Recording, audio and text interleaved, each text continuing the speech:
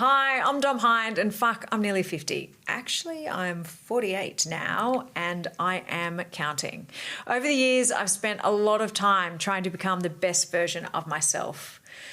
You know the drill, the self-improvement books, the wellness routines, the podcasts, the productivity hacks, the endless idea that if we just optimized ourselves a little bit more, life will somehow feel better. And don't get me wrong, I love personal growth, but somewhere along the way, I started noticing something interesting. Sometimes in the pursuit of becoming the best version of ourselves, we start quietly rejecting parts of who we actually are. The messy bits, the emotional bits, the imperfect bits. And suddenly we're not really improving ourselves anymore. We're editing ourselves. Which brings me to today's guest. Elkie Hughes is someone who has completely changed the way I think of this idea of self-improvement. Elkie and I actually go way back to our advertising days where we worked together across a couple of agencies, including M&C Saatchi and With Collective, where she worked in studio and production before taking a very different career path.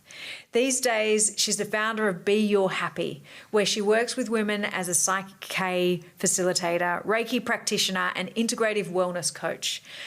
Now, I'm going to be honest. The first time Elkie explained what she does now, I needed her to explain it twice. And then the only way I really understood it was by experiencing it. She did a session with me, and afterwards I felt lighter, clearer, and almost like my brain had quietly recollaborated itself. It was one of those experiences where you realize you've been carrying things, stress, beliefs, emotional weight that you didn't even know was there. What Elkie helps women do is shift the subconscious beliefs that shape how we see ourselves, often without realizing it's even there. Because here's the thing, sometimes the biggest things holding us back from happiness isn't our circumstances, it's the story we're telling ourselves underneath it all. And today we're going to talk about why the idea of becoming the best version of yourself might actually be missing the point entirely. Because maybe the goal isn't becoming someone better. Maybe the goal is finally accepting all the parts of who we really are.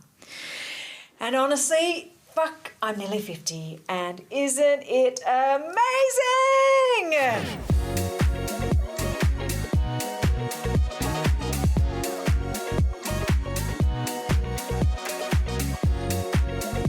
Most of us have heard the phrase, be the best version of yourself. It sounds inspiring. But today's guest believes that the idea can sometimes create more pressure than freedom. Because when we're constantly striving to become a better version of ourselves, we can start hiding the parts of ourselves we don't like.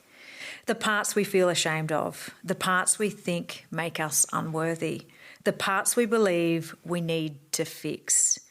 But real happiness and self-acceptance don't come from perfection. They come from integrating all of who we are. The good parts, the messy parts, and the parts we've spent years trying to ignore. Today, we're talking about why so many women struggle with self-acceptance, how subconscious beliefs quietly shape the way we see ourselves, why trauma isn't what we think it is, and how we can start letting go of the pressure to constantly improve everything.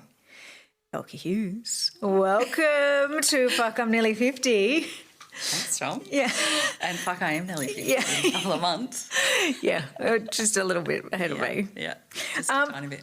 If someone met you at a dinner party and asked what you do, how do you explain your work? I work with people to identify and shift their subconscious limiting beliefs and trauma. What does that mean? Yeah. Well, can you explain? What does that mean? Great, amazing. Okay, so we have a whole bunch of subconscious limiting beliefs that we don't even realise that we have. Yeah. For want of a better word, we're programmed. Yeah. And we live our life in that program. Yes. So that's our subconscious. And we do have, obviously we have our conscious mind, and we think we're living from that more than our subconscious, but we are actually living, it's about 90 to 95% is subconscious. Yeah, wow. So with that, we have beliefs, not all are limiting, but some are limiting. Actually, it's probably more Limiting more than not. limiting Yeah, than yeah. not. Yep. And it affects us in life. So it can affect us in relationships, career, health, financial, just and all through our life. Yeah. So it's about identifying those, and that's a whole process. Yes. Identifying those and then shifting them with a modality, which we can talk about now. Yeah, go. Go. Which is called Psych K. Yeah. So Psych K is an energy psychology that is, I'm going to say 50% spiritual and 50% based on science. And we are working with the brain, and how we identify those limiting beliefs is through muscle testing. Oh, You have, 'cause you've had a I have session done with it. me. Yeah. So through muscle testing, and why we use muscle testing is because it's a way of talking or communicating with the subconscious. Yeah. Because if I ask you, you know, you don't think consciously, you're like, yeah, no, everything's fine, everything's great, and then I muscle test, and it's like, oh no, you're not. Yeah. So it's really interesting to see that process, and then to shift them. It is quite an easy process. The hardest thing is identifying what's going on. Yep. And I do that through a conversation. Yes. So it feels like therapy. Yeah. Like it feels like, you know, you're at the psychiatrist and you're having this big conversation, but I'm listening for what you're not saying. Yeah. And then, because that's where you hear those subconscious beliefs that you're not even aware of. Yeah. Yeah. And so that's what I do. Right. Okay. Yeah. Great. Does that's yeah. That sums it up. I think it's really interesting because the subconscious beliefs, like I've been doing, Vashti, who was on the podcast last, have been doing a lot of work with what my beliefs or my patterns and behaviours actually are and where they were formed from. Yeah. And it's really interesting how you don't think that things actually impact you. You don't. But they do. Yeah. And they have a long-term impact on you. Yeah. And, you know, even just a shift in that, or just consciously knowing where something has come from and why you are acting in a particular way is great to do. And it brings you freedom. It does bring you freedom. Which we don't realise, and we're literally going through life programmed. Yeah. Yeah. And it does, you know, it starts, and, you know, it's not something, it's that cycle of life, right? Because we're all programmed. Yeah. So it's not like, you know, and it is from conception to about 7 or 8. Yeah, yeah. So it's, you know, and you're picking up everything. It's that whole saying of you're a sponge. And so you're in your parents, you're with your parents, you're at school, you're watching TV. It's society, it's our parents, and, you know, cultural, religious, our parents. So all of them. your parents, yep. all of those things, religion, everything. So, you know, we pick up a program and we're like, okay, well, this is how I'm living life. This is it. But sometimes they're limiting. Yeah. Yep. Yes, they are. So many of us are chasing the idea of becoming the best version of ourselves, but you believe the idea can actually be quite damaging. Why? I do, because when we think about the best version of ourselves, we, according to society, Yes. we go, okay, well, that's, the magazine just said that this, you know, I have to have, I don't know, I have to be 6'2" or whatever. Yeah, yeah. I have to have Abs. this, Yeah. I have to have, it's that checklist. So you go, well, I don't have all that, so I'm going to go and try and find that, and then I'm going to put that forward. Yeah. And we forget about all the other things. Being the best version doesn't mean it's good. Yeah. It's the whole. I believe it's the whole. Yeah. And so when we're talking about subconscious beliefs, right? So imagine I'm striving for the best version of myself, but I've got all these limiting beliefs. Yeah. So And it's not that we can't be the best, it's not that we can't be the best version, but, until we get to the core of why I operate like that or why do I have that belief and shift it, then there comes the freedom, then there comes the joy, then comes the happiness. It doesn't take away from the sadness, the grief and all that stuff. Like, we have all of that, and that's what makes us whole.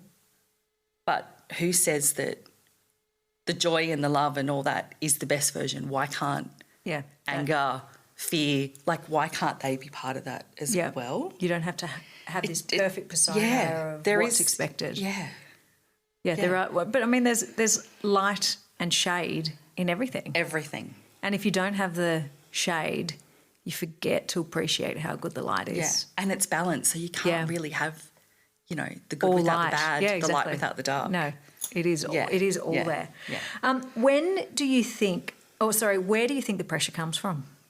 Oh, I mean, society. Yeah. Someone made up something and so it's society. And then, yes, our parents, but our parents get it from society. From, so, I'm just, society. Yeah. Ultimately. And do you think it's even worse now for us with social, with everyone always being on, with the fear of missing out being such a big thing? Absolutely. I'm so happy to miss out. I love missing out. What's that? The joy of missing out. The JOMO. Yeah. Yeah. I'm very happy to do that. I'm very happy. I'm very happy. Oh, yeah. Okay, good. Yeah. When did you start realising that self-acceptance might actually be more powerful than constant self-improvement? When did I realise? What do you think self-acceptance actually is? Okay, so for me, it's accepting every part of you. Okay. And that might sound simple and easy and basic or but obvious, it's a great example. It's being able to accept all of the good and all of the bad. Yeah. Because, right now I'm passionate. I'm I'm so excited to be here and everything. But, I'm going to go and have a moment at some point where I am angry or I, have a meltdown because something but I'm not going to come on here with all of that. Yeah. That's not going to serve me in any way. But I know that that's part of me. Yeah. And I'm not going to shy away from it. I'm not going to avoid it. I'm not going to ignore it. I'm going to go, hey, well, this is where I'm at. So, okay, let's sit in that and, and you do whatever. For me, I'm get on the sofa, get my blankie, get my cup of tea. And I'm just going to wallow in this for I don't know, half a day. Yeah. If that, or, maybe I give myself a day, maybe I give myself an hour. But it's being able to, we look in the mirror and we are, I don't like this, I don't like that, There's plenty about me physically that I don't love right now, especially with freaking perimenopause. Yeah. But it's accepting that this is where I'm at. Yeah. Because once you can accept those parts of you, there's no resistance. And when you're pushing shit uphill. Yeah, you can swear. Yeah. Okay, good. Yeah. when you are pushing shit uphill, how does that go? Yeah, it never goes well. At all. So it's that, what's that saying? You're going with the flow. Yeah. So I feel like acceptance is going with the flow. Now, self-acceptance is not easy. No, it's not an easy thing at all. It's quite, it is hard. But so with the work that I do, what I have realised is if you can identify the parts of yourself that you don't like and where they come from. Yes. Then you can forgive yourself because you think it's you. And, I was born like this and I don't belong and I'm not good enough and blah, blah. You think that that's in your DNA, right? It's not. And so when we realise that when I was 5 years old in the playground and Billy didn't want to play with me, I said, oh, well, I'm not good enough. Yeah. I'm not intelligent. I'm not developed enough, at that point to go, oh, well, Billy's got something going on, like maybe got into trouble from his parents because he didn't make his bed. I don't know. So then he's projecting onto me.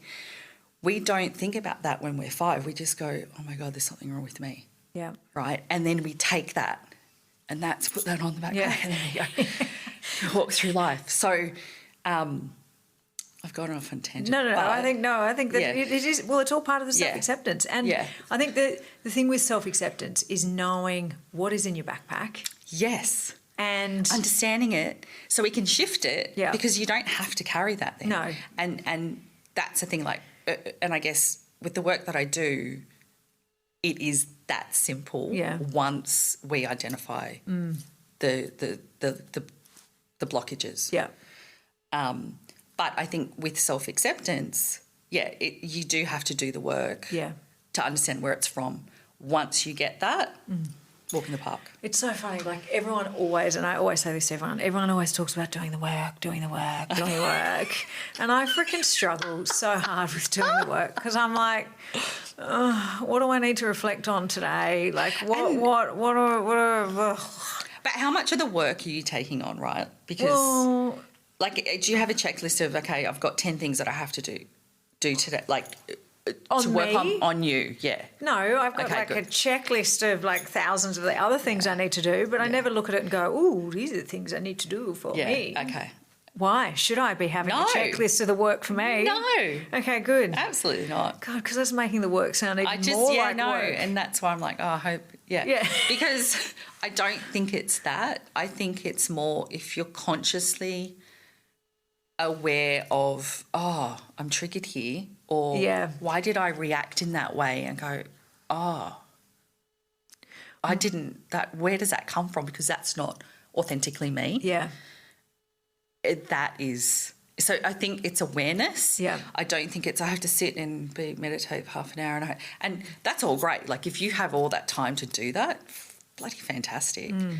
But we don't every day. No, I know. So I think bringing awareness to your everyday interactions, see where you get triggered, go, oh, that doesn't sit right. Okay, maybe that's something I need to work on. Yeah.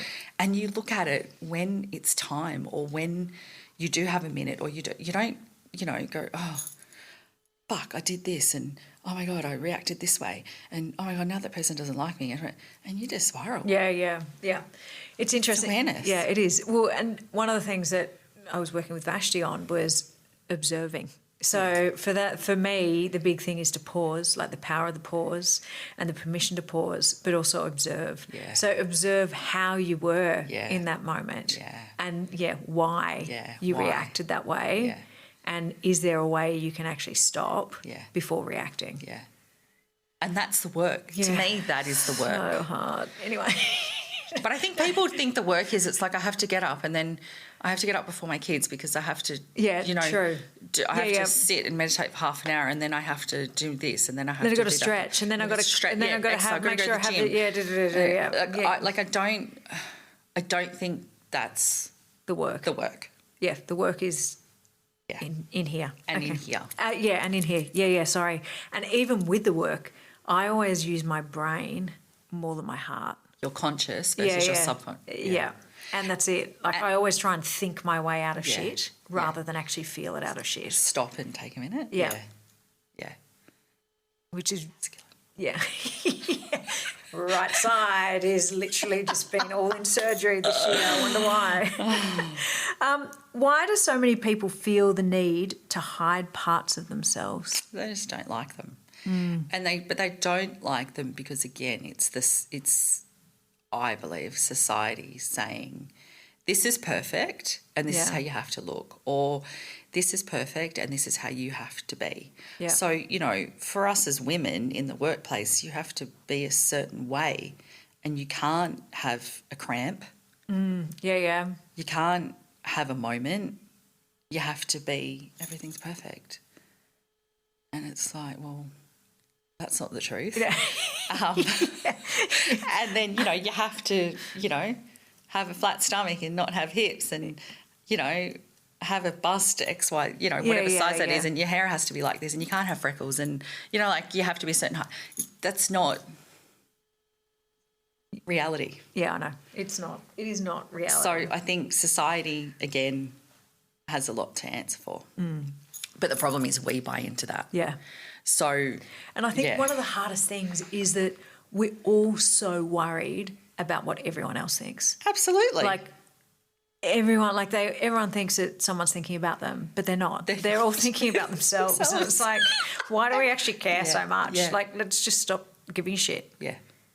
So big realisation. Yeah, big realisation. In the last couple of years. But it's hard to get off that hamster wheel and just go, don't care. Yeah.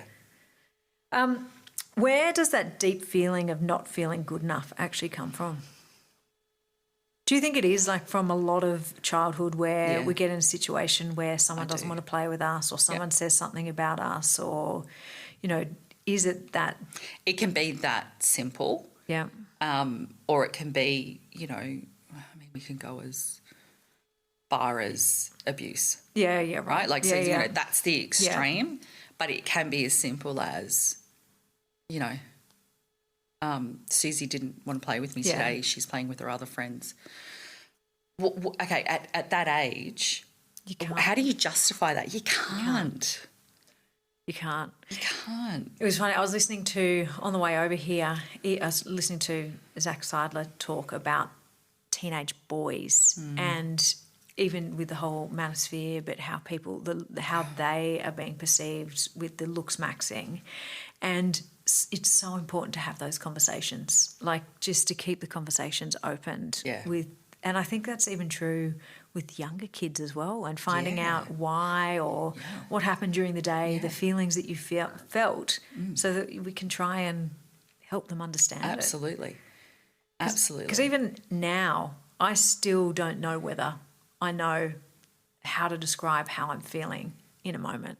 Yeah, okay. Like I'll either be like really angry and swear, or I'll be really upset and cry. Yeah. But there's it's hard for me to understand the range in between. Yeah.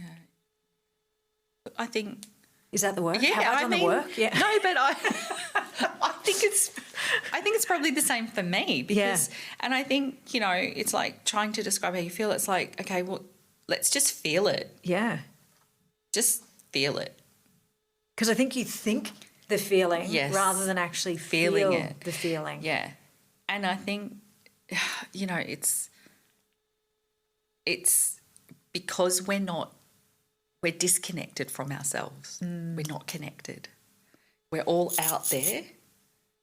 I have to do this, have to do that, have to do that, have to get here by then, have to she said this, he said that. Yeah, noise. And it's like, okay. Come back to here. Come back to centre, come back, connect into the heart and go, okay, how do I feel about this? And feel into it. And it's hard to do, right? Because it's like we're going time and we're running late. But that didn't take long to do. No, it doesn't. It takes a minute. Like you could do it in a minute. I grounded before I came, sprayed all my stuff around me. I called in everyone. I called and the ancestors and the spirit guides. It took me a minute. Yeah. And how did you feel when you walked in then? Bloody amazing. Yeah. Well, bloody amazing, girl. No, like I do. I feel grounded. I feel supported. I just felt this whole energy holding me up from behind here. And I went, I'm good. I'm ready. Right, let's get the show on the road. Good. But it takes a minute. It does take a minute. It's not long. It doesn't need to take longer than that. How much of that is conscious and how much of it is subconscious programming in us just making sure that we can come back and actually be in it? That's conscious. Conscious. We have to make a conscious effort to go, okay, just take a minute. Because the subconscious is a reaction. So we're just reacting. And it's like, okay, so the subconscious, right? The subconscious is great. It helps us do all these things like breathe. Breathe. Now, we're not thinking that we have to breathe. We're just breathing. So you imagine a reaction is like that. There is no conscious thought in that. It's that I'm triggered, I'm reacting. You know, it's your dog runs out to throw, you're reacting. Like there is no, I'm just going to take a minute. Am I going to step out? Yeah. You know. You just do it. You just do it. So I think coming back to centre, it is a conscious effort to do. Okay. So, yeah, see, and then I go back into thinking, how do I do that? Do I set an alarm on my phone 3 times a day just to go? Just once a day. When you go to bed, give me your nightly routine. Really? No. Okay. I put Hallie to bed. Yeah. We do a meditation in her room, and then I go into Leighton. Joz and I will swap. He'll go into Hallie, I'll go into Leighton, we'll say goodnight, whatever. Come upstairs, finish off anything that needed to be done, or do washing or do housework, whatever it is. I'll have a magnesium hot chocolate, and then go and put like 1,000 creams on my face, and then clean my teeth, go to bed. Okay. Done. And so when you get into bed, are you like, I'm out? Most of the time I'm out. Oh, and then we do have to watch Seinfeld every night, which as soon as I hear it, I'm asleep. You're gone. I'm done. Okay. So with Hallie, you're meditating. Yeah. So we will watch something. So we're watching Harry Potter series at the moment. We'll watch 20 minutes of Harry Potter, then we'll put on meditation, and then I'll swap and Rachel have the meditation. So that's your moment, your meditation. Yeah, right. You're already doing it. Yeah, okay.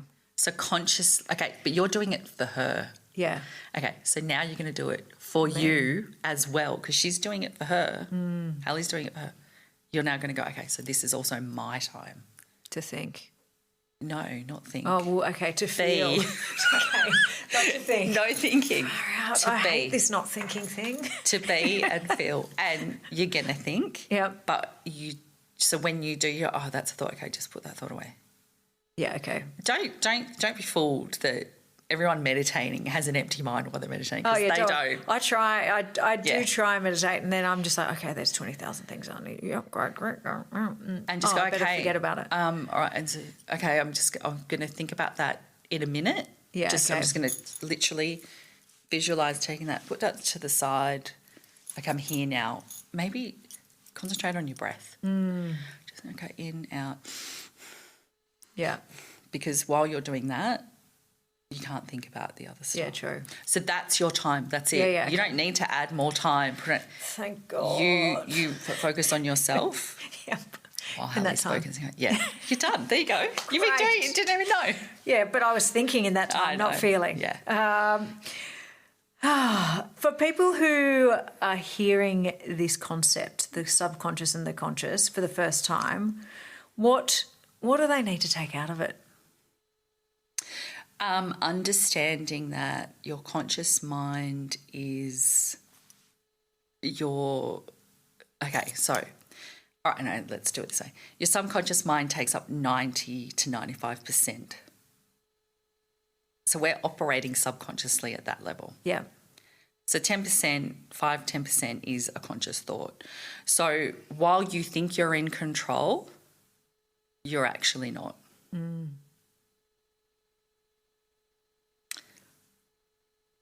And we all have them.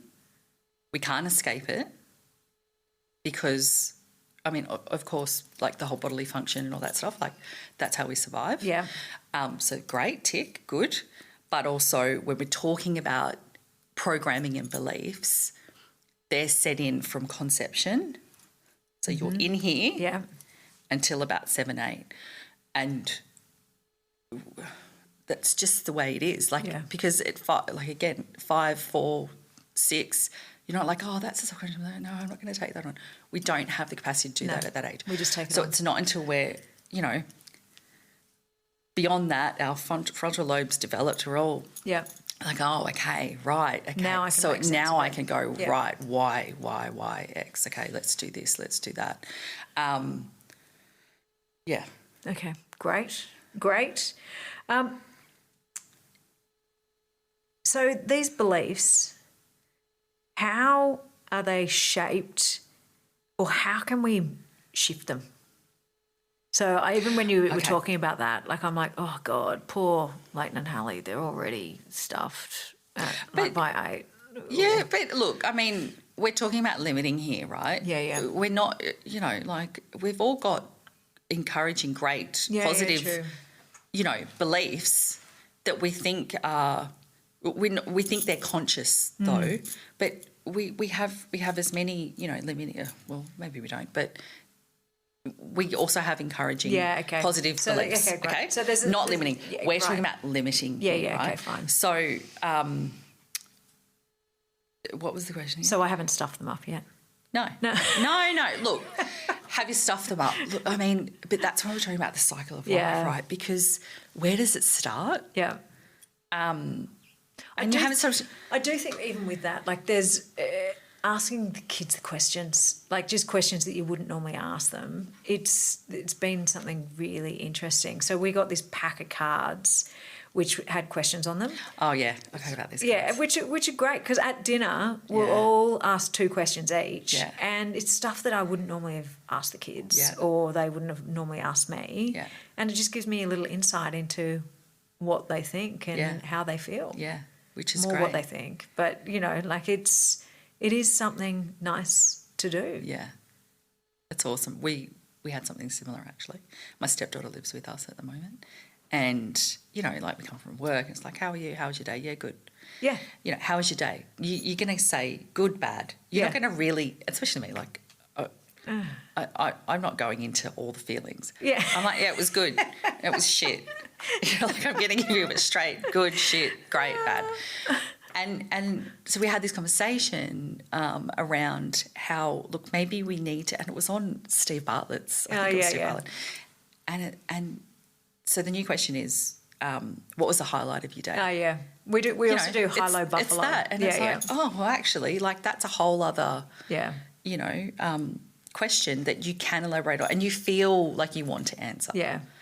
And you can still say, because also what was the low light of your day? Yeah. Well, fucking this and fucking that. So you still get that out. But, you're still, and again, like you're talking, and it's okay to have those feelings. Yeah.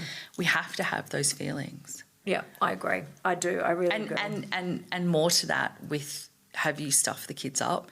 The thing that I don't think we really think about is okay, I'm going to get a little bit spiritual. Yeah. Okay, we're going to go. We've all come to earth, this is my belief, to experience all of the feelings. Yeah. To experience all that life has to offer.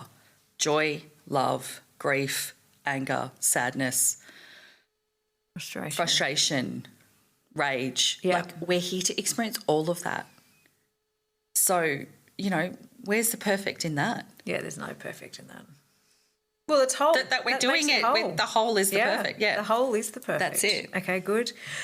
When people hear the word trauma, they often think of something very dramatic. But trauma can actually be much more subtle than that. How do you define trauma in the work that you do? Trauma can be anything from I was bitten by a dog and now I'm scared of them. Yeah, right. Right, to Billy doesn't want to play with me. Yeah. To sexual abuse. Yeah. To, losing your loved one. Yeah. So I think it's very vast. I think when we're talking about PTSD, I think that is different. But trauma, Yeah. it can be the smallest thing. Yeah, it can be. Or it can be a lifetime of something. And it can be a lifetime, Yeah. Yeah. Yeah. Yeah, and to shift that as well is simple. To get to it, it might not be, but to shift it is the same process and it is quite simple to do. Yeah. You work with modalities like Psych K and energy work to help shift subconscious beliefs. You spoke about it a little bit before, but how does it work? Okay, so it is spiritual and it is scientifically based. So it's epigenetics. Yep. And that's the whole belief, right? Yes. So we've established the whole where to subconscious limiting beliefs. How do we shift them? So we're working with the left and right brain to bring that back into a whole brain state in relation to the trauma or the belief. Right. Or the limiting belief. Yes. So we establish that through muscle testing. Yes. And then we sit in a position that we've muscle tested where you cross your hands Yep. and connect your fingers and you cross your ankles. Now, it could be left over right, right over left. Yep. And then you'll sit there and you'll feel into the trauma, or you will repeat the limiting belief that we've established. Okay. Yep. And then you'll sit in it, close your eyes, sit in it. Could take seconds, could take a minute, could take 7 minutes is probably the longest for someone that I've worked with. And it literally leaves your body. So, and you know through either you'll feel something shift physically, mentally or emotionally. Yep. And it could be a cough. It could be my eyes are open, it's done. You could get tingles. Like, it's different for everyone. Yeah. But what I want to say about that is so with trauma specifically, we hold that in our body. Yeah. So we retain that in our muscle memory. So when you have a trauma, it's there. It's not, oh, that happened and now it's over. Yeah, it's over. Like, you know, what happened is over, but you've held the trauma in your physical. Yeah. So you're going through life with that trauma. So, and when we look at something, and I don't want to say it's, you know, getting bitten by a dog is small. Yeah. Because it's not. But when we talk about that versus someone who's gone to war. Yeah. It's the same reaction, the same response. So you see a dog and you've gone straight back into that trauma. Yep. You hear a car backfire. Yeah. Yeah. You go straight back into that trauma. So your body reacts. And that's why because consciously, you know. You know, like, oh, that dog's fine. Like, holy fuck. That dog's fine. Holy fucking shit. Oh my God. Yeah. You know, that whole brain position, it's got a whole brain position, shifts that out of your physical. I know it sounds cuckoo and woo-woo. I know it does, but it is incredible. Yeah. And it works. Yeah. If you're willing and because I need to also test, is it safe? Yeah. You know, is it ready? And you know, we go through that. Yeah. Also, I know it sounds weird, but even are you ready? Are you ready to let go of it as well? And some people are like, no. And I had a client who sexually abused and he was actually going to court and he came to see me and we did everything and I'm like, I'm getting no. And I'm like, are you sure you're ready, like, to let this go? And he's like, no, I don't want to. I need to hold on to it for court because I need the anger. Yeah. And so, you have to be ready. If you're not ready, it's not going anywhere. And that's part of the testing if it's safe. If you're not ready, you know, it's not happening. So, you do have to be ready. Yep. Okay. Okay, we've done that one. What do you see changes in confidence, relationships, health or happiness after you have released it? What do I see? So instantly people leave a session with me feeling light. Yes. They feel like a weight's lifted. They might be beaming from ear to ear.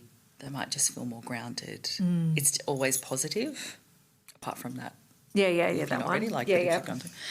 And then from there, I can't determine or predict what's actually going to happen. Yep. That's between you and God. Yeah. Or your God, whatever. Yeah. But I've had people who haven't spoken for years because they've been arguing and they've now reconnected. Yeah, right. So I've had people who, you know, can't get that promotion, can't, you know, want to find their soulmate or their true love, can't find that. You know, they've had, you know, and so the limiting belief could be they're too scared to go out there because they're not good enough, right? Yeah. You know, it could be that they're out there now. You know, the journey is is yours. I don't know what your journey is. Yeah, yeah. But you go through life feeling more connected. Things definitely occur, and more in line with who you are. Yeah. It's interesting. So, I mean, when you talk about journey, something that I have only realised in the last few years is, you know, my mum has battled anorexia all of her life, and she's now 71 this year. She still has anorexia.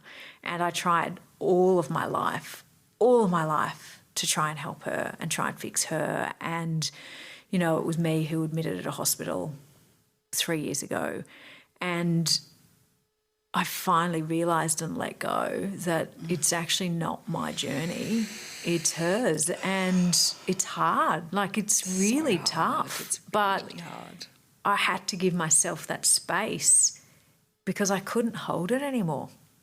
And I didn't want to hold it anymore. Yeah. Because it does just, I mean, it's a massive self-limiting belief, that one. It's huge. Yeah. But it's also huge that you've been able to do that. Well, yeah, it is. Like, it's hard. It's hard. It is. And you do It's question really yourself hard. a lot, but, you know, it's her journey, it's not mine. Yeah. That's a tough one. That is a tough one. That's I had to go through that with Mum. It's a tough one. Yeah. Does it get easier to accept ourselves as we get older? Look, I think it does. If you do the work, it does. Yeah, if you do the work. If you do the work, it does, right? Work. Sure. Yep. You can shift those beliefs, great. But I think there's levels, because right now I'm in the stage of menopause, perimenopause. Yeah, yeah. Like, there is shit that I have to accept that I didn't think I'd have to accept. Yeah, yeah. Like, so there's different levels of that as you go through life. Like, you're like, yeah, I'm great, everything's great, I'm accepting of all parts of myself, and then, holy fuck, Something else happens. happens. So I think we're constantly, again, it's the constantly evolving, working on yourself. And when I say working on yourself, it is the awareness. Yeah. Right? It's like, once you've seen the other side, you can't go back. You're in that state of, you know, I'm going to work on this, or I'm going to take accountability for myself, and I'm going to do it this way. I think it gets easier because of experience. But it is. It's everyone's journey is different. Yeah, it is. And it is hard. Like, it is. You're right, like the self-acceptance thing. Like, before I had knee surgery, shoulder surgery, eye surgery this year, I was really happy with how I was training, how fit I was, like all of that. And then I've had to go through recovery and rehab, and I'm like, oh, this is the most boring thing. I'm not challenged. Yeah. I'm not happy with how I feel because I'm not pushing myself. But Yeah. I have to accept that that's where I am right now. Yeah. And so what's the flip side of that? Oh, yeah, I beat myself up. Yeah. Or I Yeah. And then going one step further, okay, I'm accepting where I'm at. Yeah. Okay, what can I do now?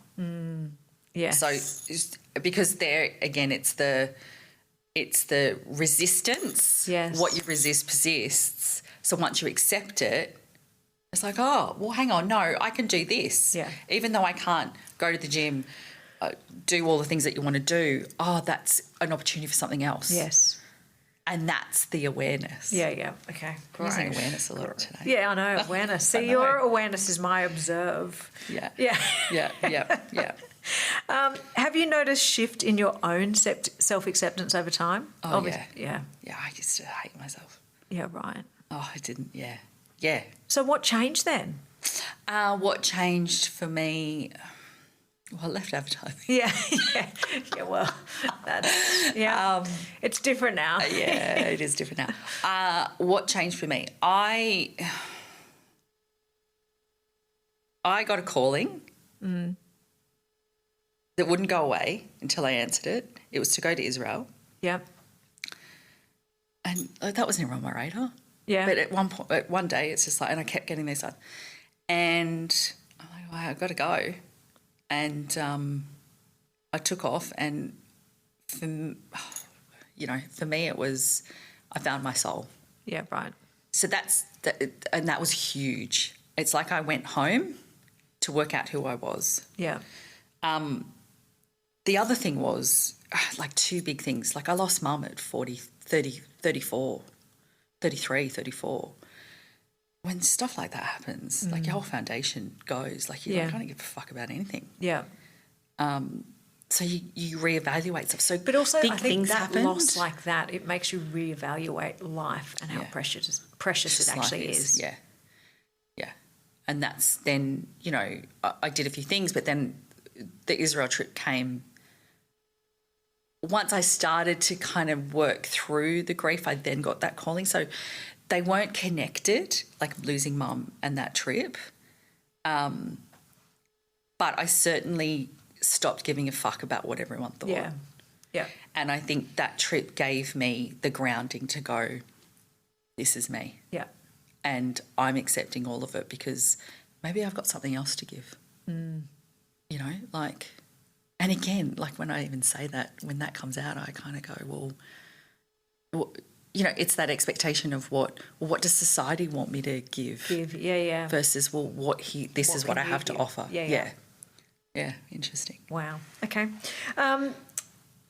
If you could go back and tell your younger self one thing about self-worth, what would it be? Oh, gosh. Self-worth comes from other people's judgments, not your own. Wow. Yeah. That's a good one. Yeah. Or other people's perceptions or other people's crap. No, I reckon, it does. Other people's baggage, other Yeah. people's everything. Yeah, not your own. Not your own. Yeah. Okay, good. All right, now we're moving on to a rapid fire question round. Are you ready? What's one belief about happiness that's actually wrong? I think everyone's happiness is different and is fueled by different things. It's not all the same. No, definitely is not. What's one thing people misunderstand about subconscious beliefs? They think they're in control. One small daily habit that supports emotional well-being. If you can find 1 minute, if you can find more, great. If you can find 1 minute to just centre and connect into your heart, that's going to set you up for the day. Amazing. One thing women underestimate about their own inner strength. We don't realise how strong we are. Like we underestimate the power and the strength that we actually have. Yeah. Yep, I agree with that. Your mood in one word right now. With me singing it like that. Oh gosh, happy, joyful, passion. Yeah, joyful, joy, happy, content. Okay, that's more than one word. Yeah, you can have a string, a bag of truth bomb. What's one thing about happiness and self-acceptance that more people need to hear? Oh gosh, okay. Give that Okay, to me go. again. What's one truth about happiness and self-acceptance that more people need to hear? Okay, your happiness is your own. Don't measure it by anyone else's expectations. Love that. Too. Yeah. This isn't me talking, by the way. Yeah. And Self-acceptance. Self-acceptance.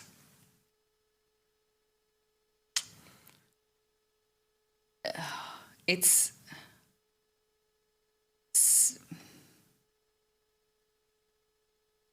okay. Self-acceptance. Give it to me again. Okay. What's one truth about happiness? What's one truth about self-acceptance that more people need to hear? In order to accept yourself, you need to go within. Yeah. It's about going within and connecting here, not listening to all the noise out there. Because we have everything we need here. Yeah. We have it. It's there. So if we can just find that silence or that moment, just listen to ourselves, and again, it's not easy, but Yeah. then you'll hear it. Mm-hmm. And again, I know that's not easy. Yeah. But we have it within. So if we're listening to ourselves, our truth is here. Yeah. It's not out there. Nah, not out there. It is all within you. Yeah. Okay, last question. If I could do one thing before I turn 50 that would make me feel more connected to myself, or to accept myself, or accept the whole version of myself, what would it be? It's going within. If you can find time, and it could be a minute, it could be longer. Look, for people like, I've been doing this for a while, so I can just go, okay, connect in, 1 minute, great, go, done. But I know that's hard, and it wasn't always that quick for me. Yes. Is that long enough? Hang on, am I getting it? I've learnt now to go, okay, in, done. Yeah. If you can find... How long did that take you to do? Like years, months, weeks? Years. Yeah. But again, it was like, okay, it comes to the self. It's all in one, right? Like it's the self-acceptance. Yeah. To go, you're fine. Everything is fine. You are whole, complete, and perfect, just as you are, and you're perfectly imperfect, just as you are, right? Mm-hmm. Like, it's all. It doesn't have to look a certain way. Yeah. Connect in. It did take me a while, and then now I can do it really quickly. If you, though, can carve out half an hour even in a week. Yes. To just connect. And if it means for you, you do need, the meditation, you do need a guided meditation, or you can just go down and put your feet in the water and just go, okay, I'm present. My feet are in the water, I'm present, stare out there onto the horizon or whatever, or into the water. Look for the sharks. No, oh, no, don't. Trigger, trauma. If you can just do that, and focus, because meditation is focusing on one thing. Yeah. So you can literally sit here and I can take you into, and you're focusing on that leaf. It's not the and it is that, but it's also not that. Yeah. So it's about, if you can sit, light a candle, look at that candle and focus on that for 1, 2, 3, 4, 5 minutes, you'll find the muscle gets stronger. It's the same as going to the gym and doing your bicep curls. Yeah. The muscle gets stronger. It's the same concept. So it's just carving out that time, and your intention, have an intention of, intention. I'm going to connect. I'm connecting within. And if you can do that, and again, guys, it's like 1 minute. Yeah. Don't think it has to be, I have to sit there for an hour and meditate. Yeah. It's not that. It's not. Great. If you like walking, you can walk and meditate. Yeah. Because again, it's the intention. Feel the rhythm. You're not only connecting here, but you're connecting in physically, because you're going with the rhythm. So you're walking and I get a lot of my ideas through walking. Yeah, right. So it's that. And again, it doesn't have to look a certain way. Find what works for you. And just still your mind. Okay. Did I? Yeah, perfect. Great. It's just basically add another thing to the list. No, joking. Okay, all right. Yes. Elkie. Yes. Thank you so much. You're welcome. Thanks for having me. It was lovely to have you here, and lovely to see you again. Because the truth is, so many of us spend years trying to improve ourselves, trying to be better, stronger, more productive, more successful. But sometimes the real shift doesn't come from becoming someone new. It comes from finally accepting the parts of ourselves we've been trying to hide. And letting go of the pressure to constantly optimize who we actually are. Because happiness isn't about becoming perfect. It's about becoming whole. Keyword hole. Hole. Elkie, thank you for helping women reconnect with themselves in such a powerful way. If you want to learn more about Elkie's work, we'll link everything in the show notes. And if this conversation resonated with you, please send it on to someone else, because sometimes the most powerful thing we can do is remind each other that we are already enough. Because fuck, we're nearly 50, and isn't it amazing? Yahoo!